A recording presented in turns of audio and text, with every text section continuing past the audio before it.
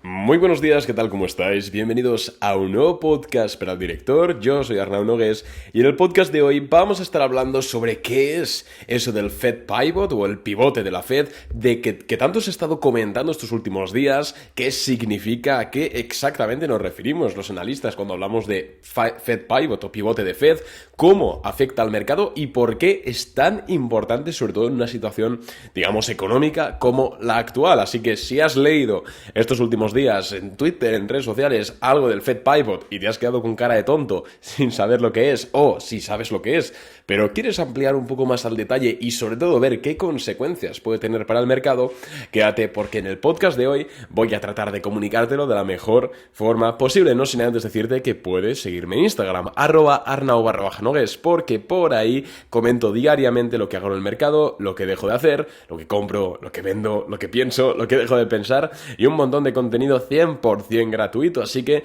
@arnau_nogues en Instagram y en Twitter @jnogues, aunque Twitter lo empleo un poco más de forma distendida.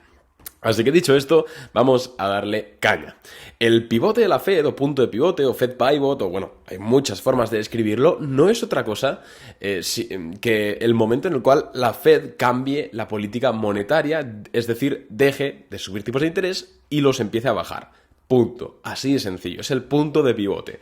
Por eso es que se llama así. No hay más. No es ninguna estrategia desconocida. No, es simplemente eso.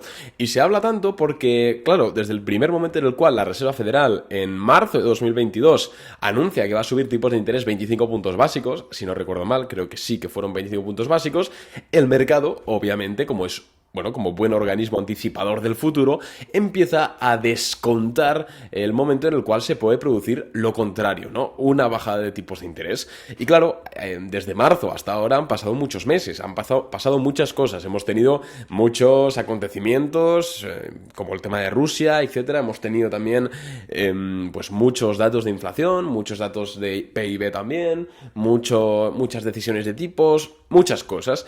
Y a medida que vamos conociendo cosas, pues digamos que esta previsión de cuándo será el pivote de la Fed o cuándo harán esa conversión a bajar tipos de interés, porque sí, lo harán eventualmente, pues va modificándose. Obviamente, quizás en 2021 creíamos que esto iba a suceder muchísimo antes, ya que pues muchos pensábamos que la inflación era transitoria y de hecho no solo pensábamos, sino que el relato oficial de la Reserva Federal y de la Casa Blanca era que la Fed era transitoria, que la inflación era transitoria, pero finalmente, como, insisto, el relato ha ido cambiando y la realidad económica se ha ido modificando, pues esto ha estado en constante cambio, vamos a decirlo así. ¿Y por qué es tan importante el Fed Pivot, ¿no? ¿Por qué el mercado no para de soñar con que cuándo se producirá esto, con intentar saberlo? Pues muy sencillo. Recordad que en los mercados de valores, sé que históricamente, quitando algún activo suelto, como puede ser el Bitcoin, que creo que no es representativo, la bolsa de valores es el mejor activo que se puede comprar históricamente. Mejor que el oro, mejor que los bonos del tesoro, mejor que renta fija. Es decir, las acciones históricamente siempre han tendido a ir al alza. Y si bien esto es cierto, también es correcto decir que los mercados tienden a ir al alza más o con mayor probabilidad cuando la situación macroeconómica es expansiva. Es decir, hay crecimiento de PIB, pero ya no solo crecimiento de PIB, sino que el crédito es barato, es decir, los tipos de interés están bajos y también hay liquidez, ¿vale? Hay liquidez en la economía y se está aportando liquidez por parte de los bancos centrales. Por el contrario, la bolsa suele sufrir más cuando hay lo contrario, subida de tipos de interés, es decir, el crédito es más caro, la gente se lo piensa dos veces antes de invertir, también las empresas de venture capital se lo piensan dos veces antes de invertir, es decir, se ralentiza la economía, hay menos liquidez. Entonces digamos que la bolsa baja, ¿vale? Entonces es muy importante porque actualmente estamos en esa situación desde el año pasado, ¿no? En una situación contractiva, en una situación de tipos de interés altos, ¿no? Que se han ido subiendo, pues de alguna u otra forma escasez de liquidez, etcétera. Entonces el mercado no para de imaginarse iba a decir una palabra, pero la verdad es que se me ha ido de la cabeza. No para de hacer conjeturas, efectivamente, sobre cuándo será este cambio de política. ¿Por qué? Porque es que ese cambio es el que origina un mercado alcista. Es que no hay más. Y señores, no va a haber un mercado alcista, esto guardároslo a fuego en la memoria, no va a haber un mercado alcista, no vamos a ver al S&P 500 tirar fuerte al alza hasta que no sepamos a ciencia cierta que en un futuro más o menos próximo los tipos de interés van a empezar a reducirse. Punto. Igual que el mercado alcista de 2021 terminó cuando, sobre noviembre, cuando el mercado ya sabía que de alguna forma muy próxima los tipos de interés iban a empezar a subir.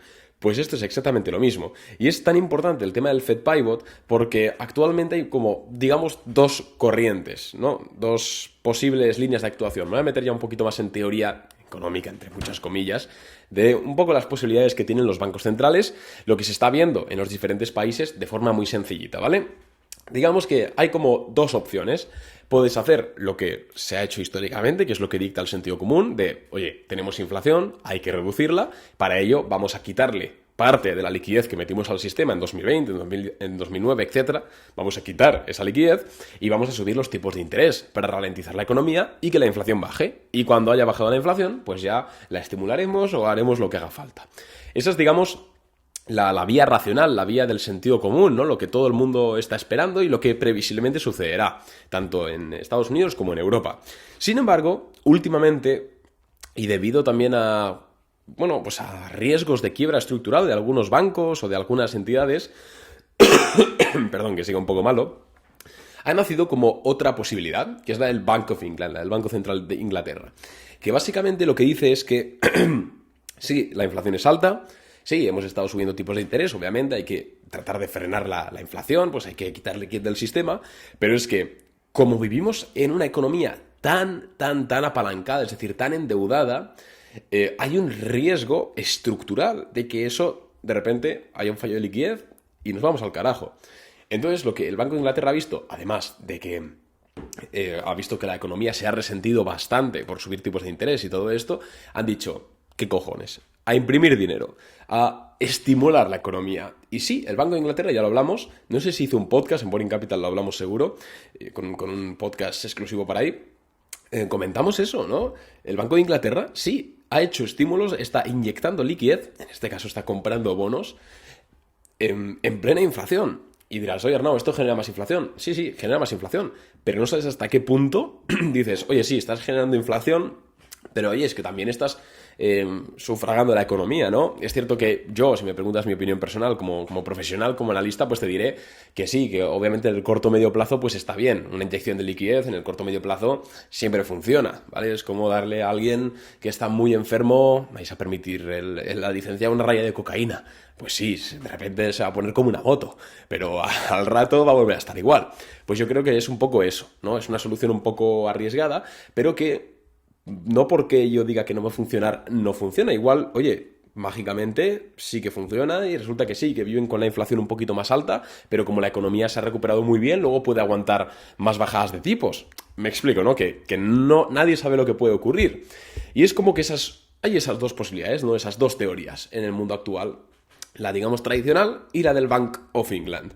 Entonces, los mercados financieros están tratando como locos de descontar, de saber qué se va a seguir en cada momento y sobre todo cuándo va a ser el momento de bajada.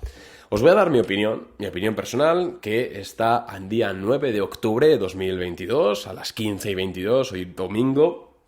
O sea que, vale, lo estoy diciendo con los datos que sabemos hoy en día. Mi opinión es que, hablando de Estados Unidos, vamos a poder tener un Fed Pivot en la segunda mitad de 2023, seguramente.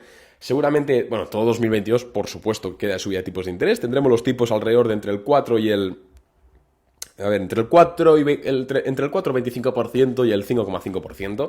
No creo que suban más del 5,5% por todo el tema este de que vivimos en una economía altamente endeudada y se dispararían los costos de préstamos. Y yo creo que no pueden subirlo tanto como hicieron en los 80, por ejemplo. Pero sí que es cierto que, oye, pues creo eso, ¿no? Creo que en la segunda mitad de 2023 ya podríamos tener perfectamente ese Fed Pivot, incluso bajadas drásticas de tipos de interés y seguramente, si para entonces la inflación está baja, y con estar baja no me refiero a ese objetivo anual del que hablan del 2%, que, sinceramente, no, eso no lo van a conseguir, sino que si la inflación está entre el 2 y el 4%, ojalá menos, pero si está por ahí, yo no descarto para nada que hagan un QE, un Quantitative Easing, es decir, estímulos. Y entonces, esos estímulos son los que dispararán el mercado de valores al alza. Si es que, obviamente, imagino que para la segunda mitad de 2023 espero que ya hubiésemos tenido un tramo alcista porque, insisto, el mercado se va adelantando a los acontecimientos, pero en el momento en el cual lo anuncien será para mí, bajo mi opinión, el momento de un nuevo superciclo alcista.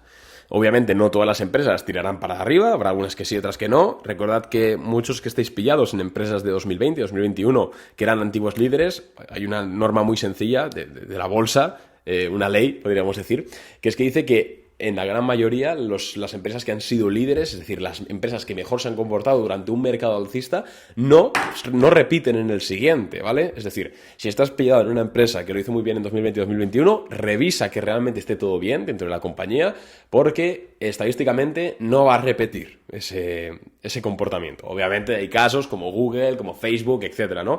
Pero, por norma general, eso es interesante conocerlo.